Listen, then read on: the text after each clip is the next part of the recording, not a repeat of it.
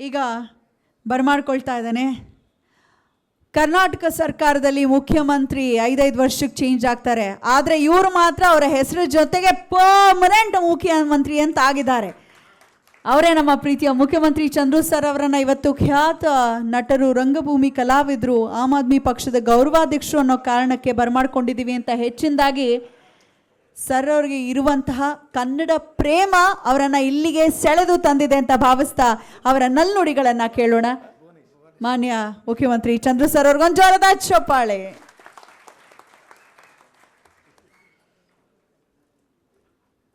ಭಾಳ ಸಾವಿರಾರು ವರ್ಷ ವಯಸ್ಸಾಗೋದನ್ನು ಹಿಡ್ಕೊಂಡು ಬರ್ತಾವ್ರಿ. ಏನು ಬಡ್ಕೊಳ್ಳೋದನ್ನಾಗೋದನ್ನು ಭುವನೇಶ್ ಅವ್ರಿಗೆ ನಾನು ಹೆಲ್ಪ್ ಮಾಡ್ಬೇಕು, ಎಡವುದ್ರು ಅಲ್ಲಿ ಬೀಳ್ದಿಲ್ಲ ಅಷ್ಟನ್ನೇನು. ಆಗ ನಾನು ಕೈ ಹಿಡ್ಕೊಂಡೆ. ಆ ಪ್ರತೀಕಕ್ಕೆ ಏನೋ ಆಗ ಮಾಡಿದ್ರು ಅಂತ ಕಾಣಿಸುತ್ತೆ. ಸಂತೋಷ. ಇತಿಹಾಸಕಾರನ ಇಂಥ ಇಕ್ಕಟ್ಟಿಗೆ ಸಿಕ್ಕಿಸಿದ್ದೀರ. ದೊಡ್ಡ ಸಭೆಯಲ್ಲಿ ಸರಿಯಾದ ಅಕಾಡೆಮಿಷನ್ ಜೊತೆ ಇದ್ದಾಗ ಹೇಳಿಸ್ಬೇಕು. ಇಲ್ಲದೆ ಹೋದರೆ ಕೆಳದಿ ಚೆನ್ನಮ್ಮನೂ ಒಂದೇ, ಕಿತ್ತೂರು ಚೆನ್ನಮ್ಮನೂ ಒಂದೇ, ನಮ್ಮೂರಿನ ಚೆನ್ನಮ್ಮನೂ ಒಂದೇ ಆಗಿಬಿಡ್ತದೆ, ಗೊತ್ತಾಗೋದಿಲ್ಲ. ಆದರೆ ತುಂಬ ಇತಿಹಾಸ ಬಲ್ಲವರಾಗಿದ್ದಾರೆ. ಅವರಿಗೆ ಒಂದು ಜೋರಾದ ಚಪ್ಪಾಳೆಯಲ್ಲಿ ಮಾಡೋಣ. ಬಂಧುಗಳೇ, ನಾನು ಅಂದ್ಕೊಂಡೆ ಕೊನೆಯದಾಗಿ ಉದ್ಘಾಟನೆ ಭಾಷಣ ಇರ್ಬೋದು ಅಂತ ಅಂದ್ಬಿಟ್ಟು. ಮೋಸ್ಟ್ಲಿ ಇದು ಕೊನೆನಾ ಉದ್ಘಾಟನೆ ಭಾಷಣ ಅಂತ? ಇಲ್ಲ, ಇನ್ನೂ ಈಗ ಪ್ರಾರಂಭನಾ? ಸ್ವಲ್ಪ ಸಿದ್ಧ ಆಗಿ ನೀವು. ಪ್ರಾರಂಭ ಈಗ ಆಗ್ತಾಯಿದೆ ಕಾರ್ಯಕ್ರಮ, ಅದಕ್ಕೆ ಮಾನಸಿಕವಾಗೂ ಸಿದ್ಧ ಆಗಿ. ಕನ್ನಡದ ವಿಚಾರದಲ್ಲಿ ನಾವು ಒಂದು ತಾಳ್ಮೆಯನ್ನು ವಹಿಸಬೇಕಾಗುತ್ತೆ, ಅದರ ಜಾಗೃತಿಯನ್ನು ಮೂಡಿಸಬೇಕಾಗಿದೆ. ಅಕ್ಯುಮುಲೇಟೆಡ್ ಸಮಸ್ಯೆಗಳು ಇವೆಲ್ಲನೂ ರೋಗಗಳು ಅಂತೀವಿ. ಇದು ದೊಡ್ಡ ರೋಗದ ಥರ ಪರಿಣಾಮ ಆಗಿರೋದ್ರಿಂದ ಕೆಳದಿ ಚೆನ್ನಮ್ಮರ ಬಗ್ಗೆ ನಾನು ತಿಳ್ಕೊಂಡು ಬಂದೆ. ಆದರೆ ಅವರು ಸಂಪೂರ್ಣವಾಗಿ ಹೇಳಿರೋದನ್ನ ಅದನ್ನು ಪೂರ್ತಿ ಅನುಮೋದಿಸ್ತಾ ಅವ್ರು ಒಂದನ್ನು ಬಿಟ್ಟರೆ ಏನೋ ಗೊತ್ತಿಲ್ಲ, ಸತಿ ಸಹಗಮನ ಅನ್ನೋ ಒಂದು ವಿಚಾರದಲ್ಲಿ ಪ್ರಥಮ ಬಾರಿ ವಿರೋಧ ಮಾಡಿದಂಥ ಹೆಂಗಸು ಆ ಕಾಲದಲ್ಲಿ 16ನೇ ಶತಮಾನದಲ್ಲಿ. ರಾಜಾರಾಮಣ್ಣ ಅಂತ ಆಮೇಲೆ ಮಾಡಿದ್ದಿರ್ಬೋದು, ಇವರು ಪ್ರಥಮ ಬಾರಿಗೆ ಸತಿ ಸಹಗಮನದೊಂದು ವಿರೋಧ ಮಾಡ್ತಾರೆ ಆ ಕಾಲದಲ್ಲೇ. ಅಂದಾಗ ಎಂತಹ ಕೆಚ್ಚದೆ ಇತ್ತು ಆ ಹೆಂಗಸ್ಗೆ ಅನ್ನೋದು. ಇನ್ನೊಂದು ಮಾಹಿತಿ ಏನು ಕೊಟ್ಬಿಡ್ತೀನಿ, ಅವ್ರು ಕೊಟ್ಟಿಲ್ಲದ್ರೆ 340 ವರ್ಷಗಳ ಹಿಂದೆ ಪಟ್ಟಾಭಿಷೇಕ ಮಾಡಿದಂಥ ಪರಿಸ್ಥಿತಿ ಇವತ್ತು ಜ್ಞಾಪಿಸ್ಕೊತಾವೆ. ಅದೇ ವಿಜಯೋತ್ಸವ. ಯಾವುದು? ಕನ್ನಡ ಚಳುವಳಿ ಕೇಂದ್ರ ಸಮಿತಿ, ಗುರು ರಾಜರವರ ಮತ್ತು ಅವರ ಸಂಗಡಿಗರು ಯಾರ್ಯಾರಿದ್ದಾರೋ ಅವರು ಮತ್ತು ಒಕ್ಕೂಟ, ಪ್ರಾದೇಶಿಕ ದಿನಾಚರಣೆ ಮತ್ತು ಕನ್ನಡ ಕೆಳದಿ ಚೆನ್ನಮ್ಮ ವಿಜಯೋತ್ಸವ, ಅದರ ಜೊತೆಗೆ ನಮ್ಮ ಪ್ರಾದೇಶಿಕತೆಯ ವಿಚಾರವನ್ನು ತಂದಿದ್ದೀರಿ. ಈಗಾಗಲೇ ಸಾಕಷ್ಟು ವಿಚಾರ ಚೆನ್ನಮ್ಮ ಮತ್ತು ಆ ಕಾಲದಲ್ಲಿ ಕನ್ನಡದ ಕೆಲಸವನ್ನು ಮಾಡಿದಂಥವರು ಬೇರೆ ಬೇರೆ ರೀತಿಯಲ್ಲಿ ಅಂಥ ಇಕ್ಕಟ್ಟು ಮತ್ತು ಬಿಕ್ಕಟ್ಟುಗಳ ಮಧ್ಯದಲ್ಲಿ ಇರತಕ್ಕಂಥದ್ದು ನಾನು ಹೇಳೋದಕ್ಕೆ ಇಷ್ಟಪಡ್ತಿದ್ದೀನಿ. ಅದಾದ ಮೇಲೆ ಈಗ ಪ್ರಾದೇಶಿಕ ವಿಚಾರಕ್ಕೆ ನೇರವಾಗಿ ಬಂದುಬಿಡ್ತೀನಿ. ಹಾಗಾಗಿ ಪ್ರಾದೇಶಿಕದ ಅವಶ್ಯಕತೆ, ಅಗತ್ಯತೆ ಅನ್ನೋದ್ರ ಬಗ್ಗೆ ಅರಿವು ಮೂಡಿಸ್ಕೋಬೇಕಾಗಿ ಸ್ವಾತಂತ್ರ್ಯದ ನಂತರದ ತರುವಾಯದ ವಿಚಾರ ಮತ್ತು ಕೆಳದಿ ಅಥವಾ 16ನೇ ಶತಮಾನ 17ನೇ ಶತಮಾನ ದಾಸ ಸಾಹಿತ್ಯ ಚಳುವಳಿ, ಜನಪದ ಸಾಹಿತ್ಯ, ಅದ್ರ ಜೊತೆಗೆ ಬಸವಣ್ಣನವರ ಚಳುವಳಿ, ಇವೆಲ್ಲವೂ ಕೂಡ ಕನ್ನಡವನ್ನು ಉಳಿಸಿ ಬೆಳೆಸಿದಂಥದ್ದು. ಒಂದು ನಾವು ತಿಳ್ಕೊಳ್ಳೋಣ, ಕನ್ನಡ ನಶಿಸು ಹೋಗೋದಿಲ್ಲ, ಸಾಯೋದಿಲ್ಲ. ಎಲ್ಲೋ ಒಂದು ಕಡೆ ಅನುಮಾನ ಗುಮಾನಿ ಬರೆಸ್ತದೆ, ಹೋಗ್ಬಿಡುತ್ತೇನೋ ಅನ್ನೋ ಥರದಲ್ಲಿ ಗುಮಾನಿ ಬರೆಸ್ತದೆ. ಹಾಗಾಗಲ್ಲ, ಆಗುತ್ತೆ. ಸಂದರ್ಭೋಚಿತವಾಗಿ ಸಣ್ಣ ಪುಟ್ಟ ಇಕ್ಕಟ್ಟು ಬಿಕ್ಕಟ್ಟುಗಳು ಬಂದಿದ್ದಾವೆ. ಅದು ನಮ್ಮ ನಿರಭಿಮಾನವೂ ಇರ್ಬೋದು, ನಿರುತ್ಸಾಹವೂ ಇರ್ಬೋದು, ಕೆಲವರ ಉದ್ದಟತನವೂ ಇರ್ಬೋದು, ಕೆಲವರ ಬೇರೆ ಬೇರೆ ರೀತಿಯ ಧೋರಣೆಗಳು ಇರ್ಬೋದು. ಅಂಥ ರೀತಿಯಲ್ಲಿ ಸುತ್ತಲೂ ಬೇರೆ ಬೇರೆ 5 ಭಾಷೆಗಳು ಇರೋದರಿಂದ ಇಂಥ ಇಕ್ಕಟ್ಟು ಮತ್ತು ಬಿಕ್ಕಟ್ಟನ್ನು ನಾವು ಬಂದಿದ್ದೀವಿ. ಪ್ರಾದೇಶಿಕತೆ ಸ್ವಾತಂತ್ರ್ಯ ಪೂರ್ವದ್ದಾಯ್ತೀವ. ಸ್ವಾತಂತ್ರ್ಯದ ನಂತರ ಫೆಡರಲ್ ಸಿಸ್ಟಮ್ ಇದು. ಈ ದೇಶ ಒಂದು ದೇಶ ಅಲ್ಲ, ಒಂದು ಧರ್ಮ ಅಲ್ಲ, ಒಂದು ಭಾಷೆ ಅಲ್ಲ, ಒಂದು ಊಟ ಅಲ್ಲ, ಒಂದು ಸಂಸ್ಕೃತಿ ಅಲ್ಲ. ಇದು ಮೊದಲನೇದಾಗಿ ಅರ್ಥ ಮಾಡ್ಕೋಬಾರ್ದು. ಒಕ್ಕೂಟ, ಫೆಡರಲ್ ಸಿಸ್ಟಮ್, ವಿಭಿನ್ನತೆಯಲ್ಲಿ ಏಕತೆಯನ್ನು ಕಂಡಿರತಕ್ಕಂಥ ದೇಶ ಇದೇ ದೇಶ. ಹೆಚ್ಚು ಮಹತ್ವಪೂರ್ಣವಾಗಿರ್ತಕ್ಕಂಥದ್ದು. ಯಾಕೆ ಹೇಳ್ತೀನಿ ಅಂದರೆ, ಭಾಷೆಯ ಆಧಾರದ ಮೇಲೂ ಈ ದೇಶವನ್ನು ಯೋಚನೆ ಮಾಡಬೇಕಾಗಿದೆ. ಎಲ್ಲಕ್ಕಿಂತ ಹೆಚ್ಚು ಬರೀ ಆಹಾರ ಪದ್ಧತಿ, ಸಂಸ್ಕೃತಿ, ಬದುಕು ಅದೆಲ್ಲದರ ಜೊತೆಯಲ್ಲಿ ವಿಭಿನ್ನತೆ ಮತ್ತು ಭಾಷೆ ಯಾಕೆ ಯೋಚನೆ ಮಾಡಬೇಕಾಗಿದೆ ಅಂದರೆ, ಪ್ರಪಂಚದಲ್ಲೇ ನಮಗೆ ಸಿದ್ದರಾಮಯ್ಯನವರು ಇದ್ದಾರೆ, ಅವ್ರು ಮಾತಾಡ್ತಾ ಹೇಳ್ಬೋದು, ಬಹುತೇಕ ಹೆಚ್ಚು ಭಾಷೆಗಳು ಪ್ರಪಂಚದಲ್ಲಿ 6000ಕ್ಕಿಂತ ಹೆಚ್ಚು ಇರಬಹುದು ಅಂತ ಅನ್ಸುತ್ತೆ. ನಿಖರವಾಗಿ ನನಗೆ ಗೊತ್ತಿಲ್ಲ. ಆದರೆ ಅದರಲ್ಲಿ ಸುಮಾರು 1,500 ರಿಂದ 2,000 ಭಾಷೆಗಳು ಭಾರತ ದೇಶದಲ್ಲಿ ಇದ್ದಾವೆ. ಅಂದರೆ ಯಾವುದಾದ್ರೂ ಶ್ರೀಮಂತ ದೇಶ ಭಾರತ ದೇಶ, ಸಾಂಸ್ಕೃತಿಕವಾಗಿ ಭಾಷೆ ಇರೋದು ಇದು ಭಾರತ ದೇಶ. ಇಂಥದ್ದು ಎಲ್ಲೂ ಇಲ್ಲವೇ ಇಲ್ಲ. ಇಂಥದ್ರಲ್ಲಿ ಎಷ್ಟೋ ಸಾವಿರಾರು ವರ್ಷಗಳ ಕಾಲ ಸಾವು ನೋವುಗಳು, ಇಕ್ಕಟ್ಟು ಬಿಕ್ಕಟ್ಟುಗಳ ಮಧ್ಯದಲ್ಲೂ ಕೂಡ ಉಳ್ಕೊಂಡು ಬಂದಿದೆ ಈ ಭಾಷೆ, ಉಳ್ಕೊಂಡ್ಬಂದಿದೆ. ಅದರೊಳಗೂ ಭಾರತದಲ್ಲಿರ್ತಕ್ಕಂಥ ಭಾಷೆಗಳಲ್ಲಿ ನಮ್ಮ ಕರ್ನಾಟಕದಲ್ಲೇ ಇದ್ದವು ಅಂತ ಹೇಳ್ಬೋದು. 170-180 ಭಾಷೆಗಳಿದ್ದವು. ಈಗ ಕಾಲಾಂತರದಿಂದ ಕೆಲವು ನಶಿ ಹೋಗಿವೆ, ಮರ್ತೋಗ್ತಾ ಇದ್ದಾವೆ. ಕೆಲವು ಲಿಪಿ ಇದೆ, ಕೆಲವು ಲಿಪಿ ಇಲ್ಲ. 99 ಭಾಷೆಗೂ ಒಟ್ಟು ಪ್ರಪಂಚದಲ್ಲಿ ಲಿಪಿ ಇರ್ತಕ್ಕಂಥ ಭಾಷೆ. ಅದರಲ್ಲೂ ಇತಿಹಾಸ ಇರ್ತಕ್ಕಂಥದ್ದು ಭೌಗೋಳಿಕವಾಗಿ ಯೋಚನೆ ಮಾಡಿದ್ರೆ ಇದು ಸಾವಿರಾರು ವರ್ಷಗಳ ಇತಿಹಾಸ ಇರ್ತಕ್ಕಂಥ ಭಾಷೆ. ಹಾಗಾಗಿ ನಾವು ಇದನ್ನು ಹೇಗೆ ಉಳಿಸ್ಕೋಬೇಕು ಕಾಲಕ್ಕೆ ಬದಲಾವಣೆ ಇದೆ. ಪೂರ್ವದ ಹಳೆಗನ್ನಡ, ನಡುಗನ್ನಡ, ಮಧ್ಯದ ಕನ್ನಡ, ಇಂಥ ಕನ್ನಡ ಒಂದೇ ಕನ್ನಡವನ್ನು ನಾವು ಹಚ್ಕೊಂಡು ಕೂತ್ಕೊಳ್ಳೋಕ್ಕಾಗಲ್ಲ. ಅವತ್ತಿನ ಕನ್ನಡವನ್ನು ನಾವು ಈಗಲೂ ಮಾತಾಡೋಕ್ಕಾಗೋದಿಲ್ಲ. ಪಂಡಿತರುಗಳು ಮಾತಾಡಬಹುದೇ ವಿನಃ ನಾವು ಮಾತಾಡೋಕ್ಕಾಗೋದಿಲ್ಲ. ಅದು ಸಾಂದರ್ಭಿಕವಾಗಿ ಬದುಕಿನ ಜೊತೆಯಲ್ಲಿ, ಆಮೇಲೆ ವಲಸೆ ಹೋಗ್ತಕ್ಕಂಥ ಜನಗಳ ಜೊತೆಯಲ್ಲಿ ಆ ಭಾಷೆ ಪರಿವರ್ತನೆಗೊಳ್ತದೆ. ಇದೆಲ್ಲ ಆಗುತ್ತೆ. ಆ ಸಂಸ್ಕೃತಿಯನ್ನು ಉಳಿಸ್ಕೊಂಡು ಭಾಷೆಗೆ ನಾವು ಯಾಕೆ ಆದ್ಯತೆ ಕೊಡಬೇಕು ಅನ್ನೋದು ಬಹಳ ಮುಖ್ಯ. ಅದಕ್ಕೆ ಗುರುರಾಜ್ ಅವರ ತಂಡಕ್ಕೆ ಮತ್ತು ಅವರ ಗೆಳೆಯರಿಗೆ ನಾನು ಅಭಿನಂದಿಸ್ತಾ ಇದ್ದೀನಿ. ನನಗೆ ಅನಿಸೋದೇನಪ್ಪ ಅಂತಂದರೆ, ಇಲ್ಲಿ 30ಕ್ಕೂ ಹೆಚ್ಚು ರಾಜ್ಯಗಳಿದ್ದಾವೆ. ಭಾಷೆಯ ಆಧಾರದ ಮೇಲೆ ದೇಶ ವಿಂಗಡಣೆ ಆಗಿರೋದು, ರಾಜ್ಯಗಳು ವಿಂಗಡಣೆ ಆಗಿರೋದು. ಸ್ವಾತಂತ್ರ್ಯ ಬಂದ ಮೇಲೆ ಇರಲಿಲ್ಲ, ಆಮೇಲೆ ಸಮಸ್ಯೆ ಶುರುವಾಯಿತು. ತೆಲುಗಿನವ್ರು ಗಲಾಟೆ ಮಾಡಿದ್ರು, ಇನ್ನೆಲ್ಲೋ ಗಲಾಟೆ ಆಯಿತು, ಎಲ್ಲ ಆಯಿತು, ಸಾವು ಆಯಿತು ಯಾರ್ಯಾರ್ದು. ಯಾಕೆಂದರೆ ಸರ್ವರಿಗೂ ಸಮಪಾಲು ಸಮಬಾಲು ಒಕ್ಕೂಟದ ವ್ಯವಸ್ಥೆಯಲ್ಲಿರ್ತಕ್ಕಂಥ ತತ್ವ ಸಂವಿಧಾನದಲ್ಲಿ. ಸಂವಿಧಾನ ಹೇಳಿರೋದೇನು, ಎಲ್ಲರಿಗೂ ಕುವೆಂಪುರವರು ಹೇಳಿದ್ರು ಸರ್ವ ಜನಾಂಗದ ಶಾಂತಿಯ ತೋಟ. ಇವಿಷ್ಟನ್ನು ಕಾಪಾಡಬೇಕಾದ್ರೆ ಭಾಷೆಯ ಆಧಾರದ ಮೇಲೆ ವಿಂಗಡಣೆ ಮಾಡದೇ ಇದ್ರೆ ಆಗೋದಿಲ್ಲ. ಯಾವ್ಯಾವುದೋ ಭಾಷಿಕರಿದ್ದಾಗ ಬದುಕು ಬೇರೆ ಇರುತ್ತೆ, ಸಂಸ್ಕೃತಿ ಬೇರೆ ಇರುತ್ತೆ, ಹಂಚೋದೇ ಹಾಗೆ ಅಂತ. ಆ ದೃಷ್ಟಿಯಿಂದ ಏಕೀಕರಣ ಆಯಿತು. ಬರೀ ಏಕೀಕರಣ ಆಗಲಿಲ್ಲ, 1973 ಅಂತ ಕಾಣಿಸುತ್ತೆ. ಮೈಸೂರು ಹೋಗಿ ಬರೀ ಅದು ಒಂದೇ ಹೆಸರು ಕರ್ನಾಟಕ ಅಂತ ಆಯಿತು. ಇವೆಲ್ಲವೂ ಆಗಿದ್ದು ಭಾಷೆಯ ಆಧಾರದ ಮೇಲೆ ಸಂವಿಧಾನದ ಅಡಿಯಲ್ಲಿ ಸರ್ವರಿಗೂ ಸಮಪಾಲು ಸಮಬಾಲು ಸಿಗಬೇಕು. ಆದರೆ ದುರಂತ, ನಾನು ಸ್ವಲ್ಪ ವಿವರವಾಗಿ ಹೋಗೋಕ್ಕೋಗಲ್ಲ, ಉದ್ದಾಗುತ್ತೆ. ಹೋಗ್ತಾ ಏನಾಯಿತು, ನಾವು ಸಂಪೂರ್ಣವಾಗಿ ದುರಭಿಮಾನಿಗಳು ಆಗಲಿಲ್ಲ ಭಾಷೆಯ ವಿಚಾರದಲ್ಲಿ, ಸ್ವಾಭಿಮಾನಿಗಳು ಆಗಲಿಲ್ಲ, ನಿರಭಿಮಾನಿಗಳಾದು. ಯಾರನ್ನು ಬೇಕಾದರೂ ಸ್ವೀಕಾರ ಮಾಡ್ತಕ್ಕಂಥ ಮನೋಭಾವವನ್ನು ಬೆಳೆಸ್ಕೊಂಡು ಒಂದು ಕಾಲದಲ್ಲಿ ಅದು ಬರ್ತಾ ಇಂಗ್ಲೀಷಿನ ವ್ಯಾಮೋಹಕ್ಕೆ ಈ ಪ್ರಜಾಪ್ರಭುತ್ವದ ವ್ಯವಸ್ಥೆಯಲ್ಲಿ ಅಧಿಕಾರ ಶಾಸಕಾಂಗ ಕಾರ್ಯಾಂಗದವರಿಗೆ ಓಟಿನ ಮತ ಬ್ಯಾಂಕ್ಗೋಸ್ಕರ ಶಾಸಕಾಂಗ ಕಾರ್ಯಾಂಗ ದವಲತ್ತು ಧೀಮಾಕು ಅನುಕೂಲಗಳು ಸೌಲಭ್ಯವು ಕೀಳಿರಿಮೆ ಭಾಷೆಯ ಮೇಲೆ ಬಂದು ಭಾಷೆಯನ್ನು ಹತ್ತಿಕ್ತಾ ಹೋದರು. ಇದು ಯಾರೂ ಮಾಡಿದ್ದಲ್ಲ, ನಮಗೆ ನಾವೇ ಮಾಡ್ಕೊಂಡಿದ್ದು. ಇದ್ರ ಜೊತೆಯಲ್ಲಿ ಸಾರ್ವಜನಿಕರಾದ ನಾವು ಅವತ್ತಿನ ಹೋರಾಟ, ತಮಿಳುನಾಡಿನವರು ಬೈಕೋತಾರೆ ಎಲ್ಲರೂ, ಫೆನೆಟಿಕ್ಸು, ಹುಚ್ಚು ಇಲ್ಲ. ಅದು ಹಂಗಾಗಿದ್ದರಿಂದಲೇ ಇವತ್ತು ಹಿಂದಿ ಏರಿಕೆಯನ್ನು ಕಡಿಮೆ ಮಾಡಿ ದ್ವಿಭಾಷಾ ನೀತಿ ಎಲ್ಲಾದರೂ ಇದ್ದರೆ ಅದು ತಮಿಳುನಾಡಲ್ಲಿ ಮಾತ್ರ ಇದೆ, ಇನ್ನೆಲ್ಲೂ ಇಲ್ಲ ಅಂತ ಅಂದಾಗ ನಾವು ಎಷ್ಟು ಸ್ಥಿತಿಯಲ್ಲಿದ್ದೀವಿ. ಇವತ್ತಿನ ಪ್ರಧಾನಮಂತ್ರಿಗಳು, ರಾಜಕೀಯ ತರೋದಕ್ಕೆ ಇಷ್ಟ ಇಲ್ಲ ನನಗೆ, ಇವತ್ತಿನ ಪ್ರಧಾನಮಂತ್ರಿಗಳು ಅದನ್ನೇ ಒತ್ತಿ ಹೇಳ್ತಾರೆ. ಒಂದು ದೇಶ, ಒಂದು ಧರ್ಮ, ಒಂದು ಭಾಷೆ, ಒಂದು ಚುನಾವಣೆ, ಒಂದು ಊಟ. ಸಾಧ್ಯನಾ ಈ ದೇಶಕ್ಕೆ? ಊಟದಲ್ಲಿ ವ್ಯತ್ಯಾಸ, ಬಟ್ಟೆಯಲ್ಲಿ ವ್ಯತ್ಯಾಸ, ಬದುಕಿನಲ್ಲಿ ವ್ಯತ್ಯಾಸ, ಆದರೂ ನಾವೆಲ್ಲ ಒಂದೇನೆ. ಆ ಪ್ರಜ್ಞೆ ಇರಬೇಕಾಗತ್ತೆ. ಆಮೇಲೆ ಸಂವಿಧಾನದಲ್ಲಿ ಒಂದು ಕಡೆ ಹೇಳಿದ್ದಾರೆ, ಇಂಥ ಭಾಷೆಗಳೆಲ್ಲನೂ ಸಂವಿಧಾನಕ್ಕೆ ಹೋಗಿ ಒಪ್ಪಿದ್ದೀವಿ ಅಂತ. ಒಪ್ಪಿರೋ ಭಾಷೆಯ ಬಗ್ಗೆನೂ ಕೂಡ ದ್ವೇಷ ಅವ್ರಿಗೆ. ಹಿಂದಿ ಏರಿಕೆಯನ್ನು ತಗ್ಗಿಸ್ತಿದ್ರಲ್ಲೇ ಒಂದು ಕಡೆ ಬೋರ್ಡ್ ಬರೆದಿದ್ದಾರೆ ನೋಡಿ. ಆ ಹಿಂದಿ ಏರಿಕೆಯನ್ನು ನಾವು ಅದನ್ನು ಸಂಪೂರ್ಣವಾಗಿ ವಿರೋಧ ಮಾಡದೇ ಇದ್ದರೆ ಒಂದಲ್ಲ ಒಂದು ದಿನ ನಶಿಸಿ ಹೋಗೋ ಕಾಲ ಎಲ್ಲ ಪ್ರಾದೇಶಿಕ ಭಾಷೆಗಳಿಗೂ ಬರ್ತವೆ, ಕೇವಲ ಕರ್ನಾಟಕ ಕನ್ನಡ ಅಂತ ತಿಳ್ಕೊಬೇಡಿ. ಹಾಗಾಗಿ ಅವತ್ತೆಲ್ಲ ಒಂದು ಕಡೆ ನಾವು ಕೂಡ ದುರಭಿಮಾನಿಗಳಾಗಬೇಕಾಗಿದೆಯೋ ಏನೋ ಅನ್ನುವ ಚಿಂತನೆ ಬರ್ತದೆ. ನಮಗೆ 5 ಭಾಷಿಕರ ಸಮಸ್ಯೆ: ತಮಿಳು, ತೆಲುಗು, ಕೊಂಕಣಿ, ಆಮೇಲೆ ಉರ್ದು, ಇನ್ನೊಂದು ಮಲಯಾಳಮ್ಮು. ಈ ಎಲ್ಲ ಭಾಷೆಗಳ ಸಮಸ್ಯೆಗಳು. ನೀರಿನಲ್ಲೂ ಜಗಳ ಅದೇ ತರ್ತಾರೆ, ಗಡಿನಲ್ಲಿ ಅದೇ ತರ್ತಾರೆ, ಜಮೀನಿನಲ್ಲಿ ಅದೇ ಜಗಳ ತರ್ತಾರೆ. ರಾಜಕೀಯವಾಗಂತೂ ನಮ್ಮ ರಾಜಕೀಯ ನಾಯಕರುಗಳೇ ಅದನ್ನು ಬಹಳ ಜೀವಂತವಾಗಿ ಇಟ್ಕೊಂಡಿದ್ದಾರೆ. ಇದು ಯಾವ ರಾಜಕೀಯ ಪಕ್ಷಗಳು ಅಂತ ಹೇಳೋದಿಲ್ಲ. ಒಂದು ಮರ್ತೋಗೋದಕ್ಕೆ ಮುಂಚೆ ಈ ಸರ್ಕಾರ ದಿಟ್ಟ ನಿಲುವನ್ನು ತೆಗೆದುಕೊಂಡು ಇಷ್ಟು ವರ್ಷದ ಹೋರಾಟ, ಅದು ರಕ್ಷಣಾ ವೇದಿಕೆಗೆ ಮುಂಚೂಣಿಯಲ್ಲಿ ನಿಂತಿದ್ರು, ಅವರ ಹೋರಾಟವೂ ಇದೆ. ಜೊತೆಗೆ ನಾಮಫಲಕದ ವಿಚಾರದಲ್ಲಿ ನಾವು ಎಲ್ಲರೂ ಸೇರ್ಕೊಂಡು ಹೋರಾಟ ಮಾಡಿದ ಮೇಲೆ ಒಂದು ಹಂತಕ್ಕೆ ಏನೋ ನಂಬಬಹುದು ನಾವು, ಆಗುತ್ತೆ, ಇದು ಸಂಪೂರ್ಣಮಯ ಕನ್ನಡ ಆಗುತ್ತೆ, 60% ಕನ್ನಡ ನಾಮಫಲಕದಲ್ಲಿ ಇರಬೇಕು, 40% ಇದೆ ಅಂತಕ್ಕಂಥದ್ದು. ಎಷ್ಟು ಮಟ್ಟಿಗೆ ಅನುಷ್ಠಾನ ಆಗುತ್ತೋ ಗೊತ್ತಿಲ್ಲ, ಕಣ್ಣಿಟ್ಕೊಂಡು ಕಾಯ್ದಿರಬೇಕಾಯ್ತೆ. ಈ ಹೋರಾಟ ನಿಲ್ಸಕ್ಕಾಗಲ್ಲ. ಆಗದೇ ಇದ್ದಾಗ ಸಂಪೂರ್ಣ ಈ ಸರ್ಕಾರದ ವಿರುದ್ಧವಾಗೂ ಹೋರಾಟ ಮಾಡಬೇಕಾಗುತ್ತೆ. ಧನ್ಯವಾದಗಳನ್ನು ಅರ್ಪಿಸ್ತಾ ಇದ್ದೀನಿ. ಅದನ್ನು ಕಾಯ್ದೆಯಾಗಿ ತಂದಿದ್ದಾರೆ, ಇದು ಅನಿವಾರ್ಯವಾಗಿ ಮಾಡಲೇಬೇಕಾಯ್ತು. ಇದು ಒಂದು ಭಾಗ. ಆದರೆ ಇನ್ನೊಂದು ಕಡೆ ಹೋದರೆ ಇದೇ ಕನ್ನಡ ಇಲಾಖೆ, ಕನ್ನಡ ಸಂಸ್ಕೃತಿ ಅಂತೀರ, ಅದರಲ್ಲಿ 4 ಪ್ರಾಧಿಕಾರಗಳಿದ್ದಾವೆ. ನಾವಿಬ್ಬರೇ ಅಧ್ಯಕ್ಷರಾಗಿದ್ದೋ ಒಂದ್ಸರಿ. ಅದಾದಮೇಲೆ 14 ಅಕಾಡೆಮಿಗಳಾಗಿದ್ದಾವೆ.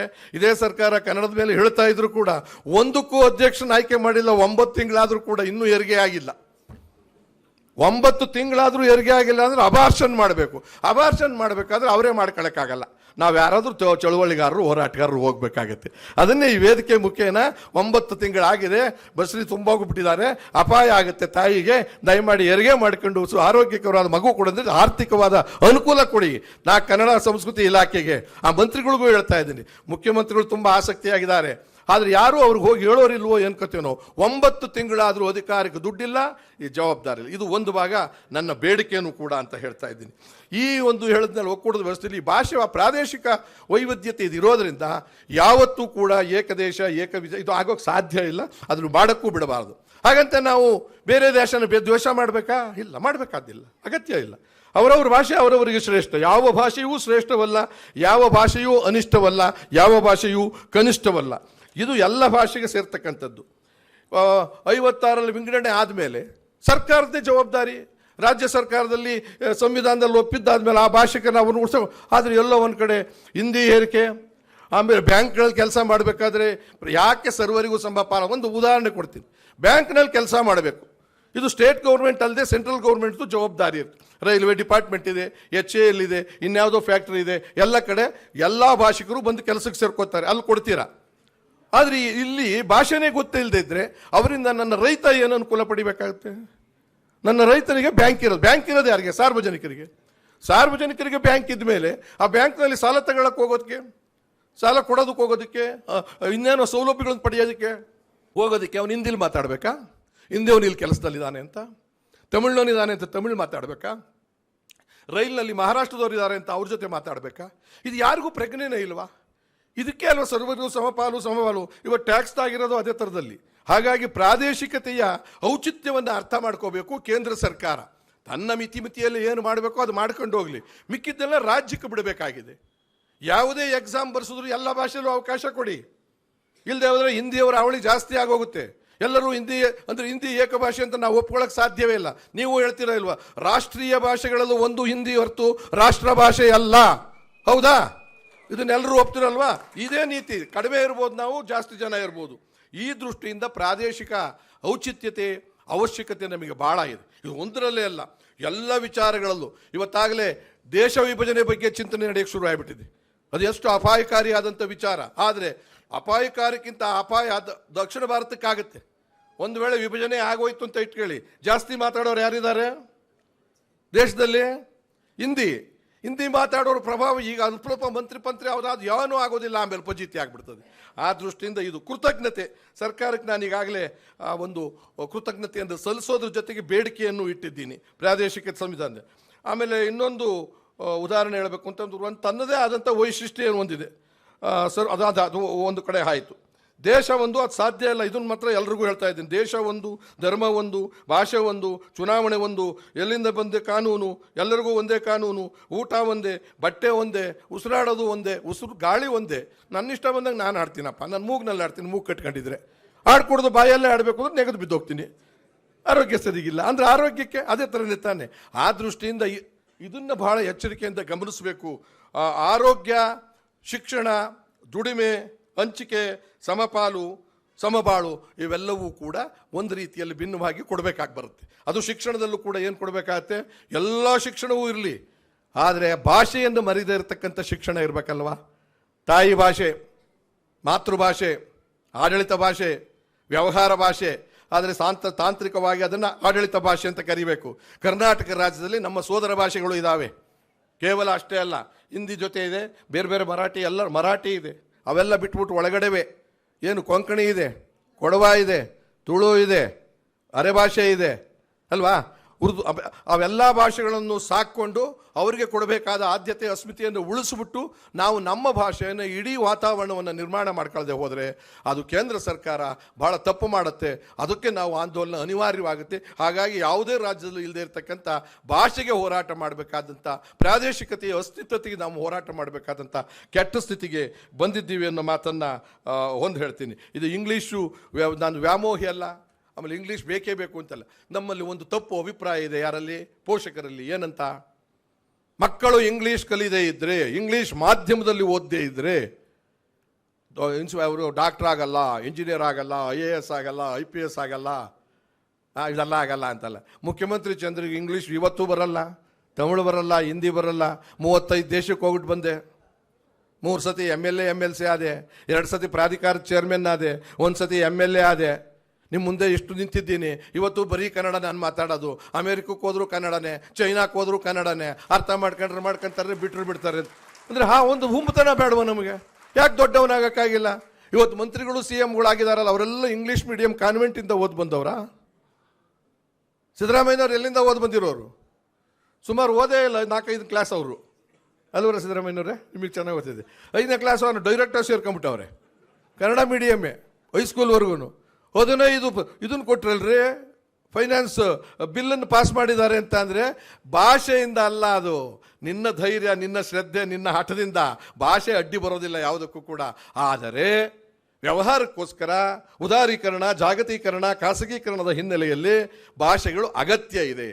ಹಾಗಾಗಿ ಇಂಗ್ಲೀಷನ್ನು ಕಲಿಬೇಕೇ ಹೊರತು ಇಂಗ್ಲೀಷನ್ನು ಮಾಧ್ಯಮದಲ್ಲೇ ಕಲಿಬೇಕಾಗಿಲ್ಲ.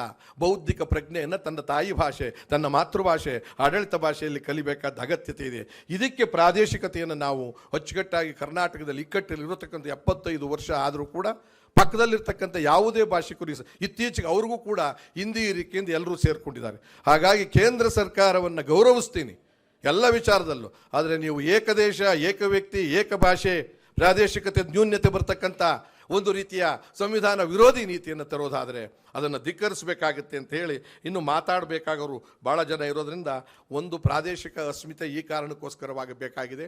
ಎರಡನೇದು, ನಮ್ಮ ಹೋರಾಟಗಾರರಲ್ಲಿ ಒಂದು ಮನವಿ ಮಾಡ್ತೀನಿ. ನಿಜ, ನಾವೆಲ್ಲರೂ ಕೂಡ ಆ ಒಂದು ಭಾವನಾತ್ಮಕವಾಗಿ ಚಿಂತನೆ, ದಿಗ್ಗಜರು ಭಾಳ ಜನ ಬಂದಿದ್ದಾರೆ, ಸಿನಿಮಾದವರು ಬಂದಿದ್ದಾರೆ, ಕಲಾವಿದರು ಬಂದಿದ್ದಾರೆ, ಇದು ಕಥೆಗಾರರು ಬಂದಿದ್ದಾರೆ, ಎಲ್ಲರೂ ಬಂದಿದ್ದಾರೆ. ನಾನು ಹೇಳೋದಿಷ್ಟೇ, ನಮ್ಮ ಹೋರಾಟಗಾರರು, ನಮ್ಮ ಚಳುವಳಿಗಳು, ನಮ್ಮ ಚಿಂತನೆಗಳು ಇಶ್ಯೂ ಬಂದಾಗ, ಸಮಸ್ಯೆ ಬಂದಾಗ, ರಾಜ್ಯಕ್ಕೆ, ನಾಡಿಗೆ, ನುಡಿಗೆ, ಗಡಿಗೆ ತೊಂದರೆ ಬಂದಾಗ, ಅಥವಾ ನಮ್ಮ ಅಸ್ಮಿತೆಗೆ ತೊಂದರೆ ಬಂದಾಗ ಒಟ್ಟಾಗೋಣ, ಕೈ ಜೋಡಿಸೋಣ. ನಿಮ್ಮ ನಾಯಕತ್ವ ನೀವೇ ಇಟ್ಕೊಳ್ಳಿ.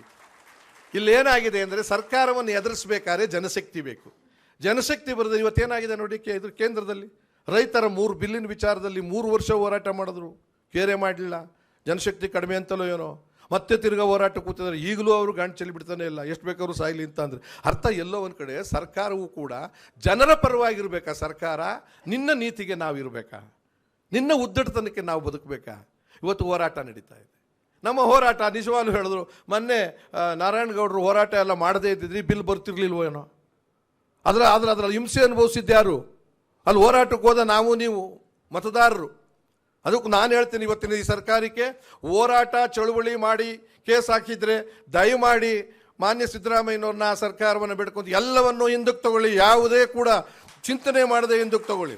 ಅವರು ದರೋಡೆ ಮಾಡಿಲ್ಲ, ಕಳ್ತನ ಮಾಡಿಲ್ಲ, ಮೋಸ ಮಾಡಿಲ್ಲ, ಅನ್ಯಾಯ ಮಾಡಿಲ್ಲ, ಪಕ್ಷಾಂತರ ಮಾಡಿಲ್ಲ, ದುಡ್ಡು ಕೊಟ್ಟು ಮಂತ್ರಿ ಆಗಿಲ್ಲ, ದುಡ್ಡು ಕೊಟ್ಟು MLA ಆಗಿಲ್ಲ. ಪ್ರಾಮಾಣಿಕವಾಗಿ ನನ್ನ ತಾಯಿ ನಾಡಿಗೋಸ್ಕರ ದುಡಿದಿದ್ದೀನಿ, ಅವರ ಕೇಸ್ನ ವಾಪಸ್ ತಗೊಳ್ಳಿ. ಕೇವಲ ಒಂದು ಪಕ್ಷ ಬಂದಾಗ ಅವ್ರ ಪಕ್ಷದವ್ರದ್ದು ಕೇಸ್ ವಾಪಸ್ ತಗೊಂತಾರೆ, ಇನ್ನೊಂದು ಪಕ್ಷ ಬಂದರೆ ಇನ್ನೊಂದು ಪಕ್ಷದ ಕೇಸ್ ತಗೊಂತಾರೆ. ಹಾಗೆ ಮಾಡಬೇಡಿ. ಯಾವುದೇ ಹೋರಾಟವು ಜನಪರ ಹೋರಾಟ ಆಗಿರ್ತದೆ, ಜನಪರ ಕಾಳ. ನಿಜ, ಹೋರಾಟದಲ್ಲೂ ಕೂಡ 2 ಥರ ಇದೆ. ಶಾಂತಿಯುತವಾದ ಹೋರಾಟ, ನಮ್ಮ ಹಕ್ಕೊತ್ತಾಯ, ಮೌನ ಹೋರಾಟ, ಮೆರವಣಿಗೆ. ಈ ಅಹಿತ ಘಟನೆಯನ್ನು ಯಾರು ಇದನ್ನು ಹತ್ತಿಕ್ಕಬೇಕು ಅಂತ ಇರ್ತಾರೋ ವಿರೋಧ ಅವರೇ ಮಾಡಿಸಿದ್ರು ಕೂಡ ನಮ್ಮ ಮೇಲೆ ಆಪಾದನೆ ಬರುತ್ತೆ. ನಾವು 1 ಲಕ್ಷ ಜನ ಸೇರಿದ್ರು ನಾವ್ಯಾರು ಹೋರಾಟ ಮಾಡೋದಿಲ್ಲ. ಇದಕ್ಕೆ ವಿರೋಧವಾಗಿರ್ತಾರಲ್ಲ ಸರ್ಕಾರ ರೂಲಿಂಗ್, ಅವ್ರ ಕಡೆ ಯಾರ ಕಡೆ ದುಡ್ಡು ಕೊಟ್ಬಿಟ್ಟು ನೀವೇ ಮಾಡಿಸ್ಬಿಟ್ಟು ನಮ್ಮ ಮೇಲೆ ಕೇಸ್ ಹಾಕ್ಸ್ಬಿಟ್ರೆ ಅದು ನಮ್ಮ ಮೇಲೆ ಆಗುತ್ತಾ? ಹಾಗಾಗಿ ಈ ಒಂದು ಭಾವನೆಯನ್ನು ಬಿಡಿ. ಯಾರಾದರೂ ಅಧಿಕಾರ ಮಾಡಿ, ಏನಾದರೂ ಮಾಡಿ, ಎಲ್ಲಾದರೂ ಇರಿ, ಎಂತಾದರೂ ಇರಿ, ಎಂದೆಂದಿಗೂ ಕನ್ನಡಿಗರಾಗಿರಿ. ಅದಷ್ಟೇ ಅಲ್ಲ, ಎಲ್ಲಾದರೂ ಇರಿ, ಎಂತೆಂತಿಗೂ ಇರಿ, ಎಂದೆಂದಿಗೂ ಆರೋಗ್ಯವಂತರಾಗಿರಿ. ಯಾಕೆ ಆರೋಗ್ಯ ಅಂದರೆ ಆರೋಗ್ಯನೇ ಕೆಡ್ಸ್ಕೊಂಡ್ಬಿಟ್ರೆ ಕನ್ನಡ ಹೆಂಗೆ ಉಳಿಸೋದು ನಾವು? ಆರೋಗ್ಯ ಚೆನ್ನಾಗಿ ಇಟ್ಕೋಬೇಕಲ್ವಾ? ಹಾಗಾಗಿ ಎಲ್ಲಾದರೂ ಇರಿ, ಎಂತಾದರೂ, ಎಂದೆಂದಿಗೂ ಸ್ವಂತ ಮನೆಗೆ ಹೋಗುವಂಥವರಾಗಿರಿ. ಯಾರ್ಯಾರ್ದೋ ಮನೆಗೆ ಹೋಗ್ಬಿಡ್ಬೇಡಿ. ಅಂತಂದ್ರೆ ಅರ್ಥ ನೀವು ಬೇರೆ ಅರ್ಥ ಮಾಡ್ಕೋಬೇಡಿ. ವಿದೇಶಕ್ಕೆ ಹೋಗಲಿ, ಡೆಲ್ಲಿಗೆ ಹೋಗಲಿ, ಕಲ್ಕತ್ತಾಗೆ ಹೋಗಲಿ, ತಮಿಳ್ನಾಡಿಗೆ ಹೋಗಲಿ, ಸ್ವಂತ ಮನೆಗೆ ಬನ್ನಿ ಅಂದರೆ ಸ್ವಂತ ರಾಜ್ಯಕ್ಕೆ ಬನ್ನಿ, ತಾಯ್ನಾಡಿಗೆ ಬನ್ನಿ. ನೀವು ಬೇರೆ ಅರ್ಥ ಮಾಡ್ಕೊಂಡ್ರ ಪಕ್ಕದ ಮನೆಗೆ ಹೋಗೋರಲ್ಲ ಆ ಥರ ನಗ್ತೀರಾ. ಇಲ್ಲದೇ ಯಾರು ಹಂಗೆ ನಗೋದಿಲ್ಲ. ನಗಕ್ಕೆ ಹೋಗಬೇಡಿ ಅಂತ ಹೇಳಿ, ಎಲ್ಲಾದರೂ ಇರಿ, ಎಂತಾದರೂ ಇರಿ, ಎಂದೆಂದಿಗೂ ಸ್ವಂತ ಮನೆಗೆ ಅಂದರೆ ರಾಜ್ಯಕ್ಕೆ, ರಾಜ್ಯದ ಭಾಷೆ ಬಗ್ಗೆ, ರಾಜ್ಯದ ಪ್ರೀತಿ ಬಗ್ಗೆ, ಮಾತೃಭಾಷೆ ಬಗ್ಗೆ ಎಲ್ಲಿ ಬೇಕಾದ್ರೂ ಜೊತೆ ಇರಿ. ಆಮೇಲೆ ಎಲ್ಲ ಹೋರಾಟಗಳಿಗೆ ಇನ್ನೊಂದು ಮನವಿ ಮಾಡ್ತೀನಿ. ಮುಖ್ಯಮಂತ್ರಿ ಆಮ್ ಆದ್ಮಿ ಪಕ್ಷ ಅಧ್ಯಕ್ಷನಾಗಿರ್ಬೋದು, ಸಿದ್ದರಾಮಯ್ಯರು ದೊಡ್ಡ ಪ್ರಗತಿಪರ ಚಿಂತಕರಾಗಿರ್ಬೋದು, ನಮ್ಮ ಕವಿರಾಜ್ ಇನ್ನೇನೋ ಆಗಿರ್ಬೋದು. ಧ್ವನಿ ಬಂದಾಗ ರಾಜ್ಯದ ದುತಿ, ನೀರಿನ ವಿಚಾರ ಬಂದಾಗ, ಮೇಕೆದಾಟು ವಿಚಾರ ಬಂದಾಗ, ಕೃಷ್ಣಾದ್ ವಿಚಾರ ಬಂದಾಗ, ಬ್ಯಾಂಕ್ನಲ್ಲಿ ಎಂಪ್ಲಾಯೀಸ್ ತೊಂದರೆ ಕೊಟ್ಟರೆ ಕನ್ನಡಿಗರಿಗೆ ನಾವು ಒಟ್ಟಿಗೆ ಸೇರ್ಕೊಳ್ಳೋಣ, ಅದನ್ನು ಬಿಡೋದು ಬೇಡ. ಆಗಲೇ ಕನ್ನಡವನ್ನು ಉಳಿಸೋದಕ್ಕೆ ಸಾಧ್ಯ ಅನ್ನೋ ಮಾತನ್ನು ಉದ್ಘಾಟನೆ ಮಾಡಿ, ಇನ್ನು ಮಿಕ್ಕಿನೋದವರಿಗೆ ಭಾಳ ಮಾತಾಡೋದು ನನಗಿದ್ರೂ ಕೂಡ ಬರ್ಕೊಂಬಂದಿದ್ದೆ, ಅದೆಲ್ಲ ಹೇಳಲಿಲ್ಲ, ಬಿಟ್ಟಿದ್ದೀನಿ. ಇಷ್ಟು ಸಾಕು ಉದ್ಘಾಟನೆ ಭಾಷಣಕ್ಕೆ ಅಂತೇಳಿ ಮಿಕ್ಕಿದ್ದನ್ನು ಮುಂದೋಗ್ಲಿಕ್ಕೆ ಬಿಟ್ಟು ನನ್ನ ನಮಸ್ಕಾರಗಳನ್ನು ಸಲ್ಲಿಸಿ ನನ್ನ ಮಾತು ಮುಕ್ತಾಯ ಮಾಡ್ತೀನಿ. ಹೃತ್ಪೂರ್ವಕ ಧನ್ಯವಾದಗಳು. ಒಂದು ರೀತಿ ಅವರ ಮಾತಿನ ಮುಖೇನವೇ ಕನ್ನಡದ ಡಿಂಡಿಮವನ್ನು ನುಡಿಸಿದ್ದಾರೆ. ಒಂದು ಜೋರಾದ ಚಪ್ಪಾಳೆ ನಮ್ಮ ಡಾಕ್ಟರ್ ಮುಖ್ಯಮಂತ್ರಿ ಚಂದ್ರು ಸರ್ ಅವರಿಗೆ. ಒಂದು ಮಾತು ನನಗೆ ಬಹಳ ಇಷ್ಟ ಆಯ್ತು ಸರ್, ದಯಮಾಡಿ ನೆನಪಿನ ಕಾಣಿಕೆಯನ್ನು ಸ್ವೀಕರಿಸಬೇಕಾಗಿ ಕೋರ್ಕೊಳ್ತಾ ಇದ್ದೇನೆ. ಹಾಂ, ಹೌದು, ರಾಷ್ಟ್ರೀಯ ಭಾಷೆಗಳಲ್ಲಿ ಹಿಂದಿ ಒಂದು ಅಷ್ಟೇ, ರಾಷ್ಟ್ರೀಯ ಭಾಷೆಗಳಲ್ಲಿ ಹಿಂದಿ ಕೂಡ ಒಂದು. ರಾಷ್ಟ್ರ ಭಾಷೆ ಹಿಂದಿ ಅಲ್ಲ ಅನ್ನೋದನ್ನ ತಲೆಯಲ್ಲಿ ಇರಿಸ್ಕೊಳ್ಳಿ. ಮಕ್ಕಳ ಪಠ್ಯ ಪುಸ್ತಕಗಳಲ್ಲಿ, ಹಿಂದಿ ಪಠ್ಯ ಪುಸ್ತಕದಲ್ಲಿ, ಅದರಲ್ಲೂ 3ನೇ ತರಗತಿಯ ಹಿಂದಿ ಪುಸ್ತಕದಲ್ಲಿ ಬೇಕಂತ ತೂರಿಸಿ ಹಾಕ್ತಾ ಇದ್ದಾರೆ CBS ಸಿಲೆಬಸ್ ಅಲ್ಲಿ ಹಿಂದಿ ರಾಷ್ಟ್ರ ಭಾಷೆ ಅಂತ ಒತ್ತಿ ಒತ್ತಿ ಹೇಳ್ತಾ ಇದ್ದಾರೆ. ಅದನ್ನು ನಿಮ್ಮ ಮಕ್ಕಳಿಗೂ ತಿಳಿಸಿ. ಅಲ್ಲ ಗುರು, ಅದು ಒಂದು ಭಾಷೆ, ನಮ್ಮ ರಾಷ್ಟ್ರದ ಒಂದು ಭಾಷೆ, ನಮ್ಮ ಭಾಷೆ ನಮ್ಮ ಹೆಮ್ಮೆ ಎಂದೆನ್ನುತ್ತಾ ನಮ್ಮ ಮುಖ್ಯಮಂತ್ರಿ ಚಂದ್ರು ಸರ್ ಅವರು ಮನಸ್ಸಿಗೆ ಮುದ ನೀಡುವಂತಹ ಮತ್ತು ಕನ್ನಡದ ಕುರಿತಾಗಿ ಜಾಗೃತಿಯನ್ನು ಮೂಡಿಸುವಂತಹ ವಿಚಾರಗಳನ್ನು ಹೇಳ್ತಾ ಕೊನೆಯಲ್ಲಿ ಒಂದು ನಗೆಯ ಟಾನಿಕನ್ನು ಕೂಡ ಕೊಟ್ಟರು. ಧನ್ಯವಾದಗಳು.